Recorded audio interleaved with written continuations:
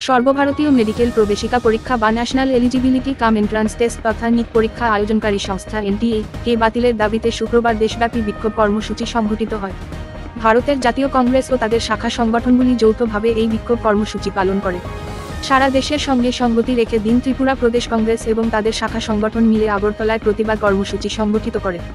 এই দিনের প্রতিবাদ কর্মসূচিতে উপস্থিত ছিলেন ত্রিপুরা প্রদেশ কংগ্রেস সভাপতি আশিস কুমার সাহা, সর্বভারতীয় কংগ্রেস সদস্য তথা কংগ্রেস বিধায়ক সুদীপ রায় বর্মন সহ কংগ্রেসের বিভিন্ন শাখা সংগঠনের নেতৃত্ব। এদিন এনটিএ বাতিল এবং কেন্দ্রীয় শিক্ষামন্ত্রকের মন্ত্রী ধর্মেন্দ্র প্রধানের পদত্যাগের দাবি জানানো হয়। এদিন রাজধানীর পোস্ট অফিস চৌমুহনী এলাকায় কংগ্রেস ভবনের সামনে কেন্দ্রীয় শিক্ষামন্ত্রী ধর্মেন্দ্র প্রধানের পুষ্পফুল দাহ করা হয়।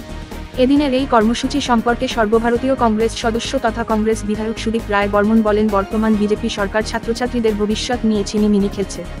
এর দায় স্বীকার করে কেন্দ্রীয় শিক্ষামন্ত্রী ধর্মেন্দ্র প্রধানের অবিলম্বে পদত্যাগ করা উচিত বলে দাবি করেন তিনি। পাশাপাশি তিনি আরও বলেন, এই সরকার একের পর এক দুর্নীতি করছে। তাদের দুর্নীতির সম্পর্কে মানুষ যাতে প্রশ্ন না তুলতে পারে তাই বিভ্রান্ত করার জন্য তারা নানা কৌশল অবলম্বন করছে। নিটের প্রশ্নপত্র ফাঁস নিয়ে যখন খবর বেরিয়ে আসে, সারা ভারতবর্ষ জুড়ে জাতীয় কংগ্রেস আর শাখা সংগঠন যুব কংগ্রেস এনএসইউআই প্রতিবাদ মুখর হন এবং আমাদের রাজ্যেও এই ইস্যুকে কেন্দ্র করে যুব কংগ্রেস প্রথমে মাঠে অবতীর্ণ হয় তার বিরুদ্ধে। অ্যাকচুয়ালি মোদী সরকার এটা হচ্ছে প্রশ্নপত্র ফাঁসের সরকার। তাদের একটা উদ্দেশ্য, মোটা অর্থ কামাতে হবে। শিক্ষিত বেকাররা গোল্লায় যাক, ডাক্তার ভবিষ্যৎ ডাক্তারের নামে কিছু খণ্ড ডাক্তার বেরিয়ে আসুক, মানুষ মারা যাক, ভুল চিকিৎসা হোক, যারা অরিজিনাল স্থান আধিকারিক যারা করার কথা ছিল তাদেরকে পেছনে ঠেলে দিয়ে যারা টাকা দিতে পেরেছে এবং এই প্রশ্নপত্রগুলো যারা পেয়েছে তারা দেখেছেন তারা বিশাল নাম্বার পেয়েছে। কেউ কেউ তো 720 মধ্যে 720, এবং বহু ঘটনা হয়েছে যারা 720 পেয়েছে ঠিকই নিটে, কিন্তু 12-এ তারা ফেল হয়েছে। তাদের সায়েন্স গ্রুপে দেখলে ফেল। এই সমস্ত ছাত্রছাত্রীরা তারা সুযোগ পেয়ে যাচ্ছে। কাজে অন্ধকারে কানাগুলিতে ঠেলে দিতে ইচ্ছুক শিক্ষিত বেকার সমাজকে মোদী সরকার, এটা আমরা হতে দেব না।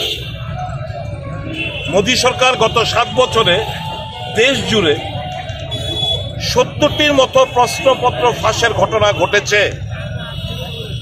আপনারা বলুন একটা দৃষ্টান্ত দিন যেখানে কারুর কনভিকশন হয়েছে, কারুর সাজা হয়েছে। মানুষের মেমোরি শর্ট লিভড। একের পর এক দেশ জুড়ে বিভিন্ন রাজ্যে ঘটনাগুলো ঘটে যাচ্ছে। কোথায় সরকার?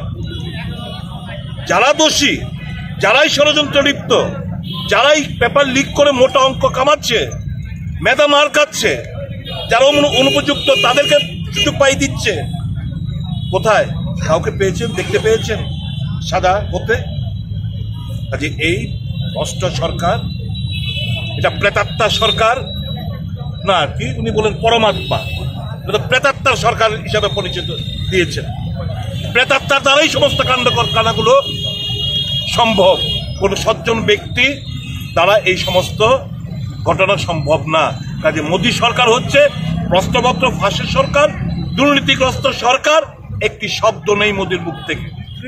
আমরা জাতীয় কংগ্রেসের তরফ থেকে, ত্রিপুরা প্রদেশ কংগ্রেস শাখার তরফ থেকে আমরা দাবি জানাচ্ছি, অবিলম্বে এই অপদার্থ শিক্ষামন্ত্রী এমএচআরডি মিনিস্টারের পদত্যাগ করতে হবে এবং এই সম্পূর্ণ প্রক্রিয়া বাতিল করে নতুনভাবে পরীক্ষার মাধ্যমে যারা মেধাবী ছাত্রছাত্রীরা তারা যেন সুযোগ পায়।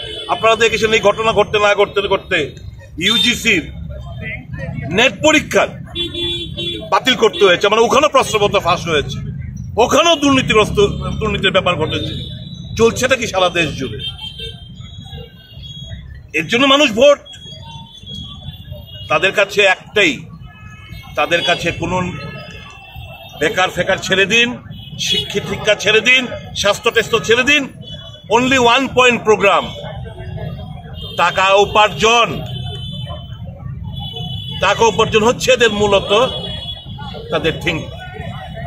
ঘৃণা জানাই, ঘৃণা বর্ষাই দেশব্যাপী যুবক সম্প্রদায়ের তরফ থেকে।